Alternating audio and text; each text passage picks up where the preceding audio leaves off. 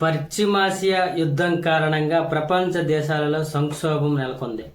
ఆయా దేశాలు ఇప్పటికే పొదుపు మంత్రం పాటిస్తున్నాయి. ఇప్పుడు భారత్ వంతు వచ్చింది. ప్రధాని మోదీ దగ్గర నుండి కేంద్ర మంత్రులు, రాష్ట్రాల పొదుపు మంత్రం పాటించక తప్పడం లేదు. అయితే ఇప్పటికే మోదీ కాన్వాయ్ సగానికి సగం తగ్గిపోయింది. అలాగే రాష్ట్రాల ముఖ్యమంత్రుల పరిస్థితి కూడా ఇంతే. ఇక కేంద్ర మంత్రులు ప్రజా రవాణాను ఉపయోగిస్తున్నారు. విదేశీ మారక నిల్వలు నిలిచిపోవడంతో దేశంలో సంక్షోభం తలెత్తాయి. దీంతో దేశ పౌరులంతా పొదుపు మంత్రం పాటించాలని భారత ప్రభుత్వం ఆదేశించింది. తాజాగా దేశ సర్వోన్నత న్యాయస్థానం కూడా ఈ కోవలోకి వచ్చేసింది. తాజా పరిణామాల నేపథ్యంలో కీలక నిర్ణయం తీసుకుంది. ఇకపై వర్చువల్ విచారణకు సుప్రీంకోర్టు ఆదేశించింది.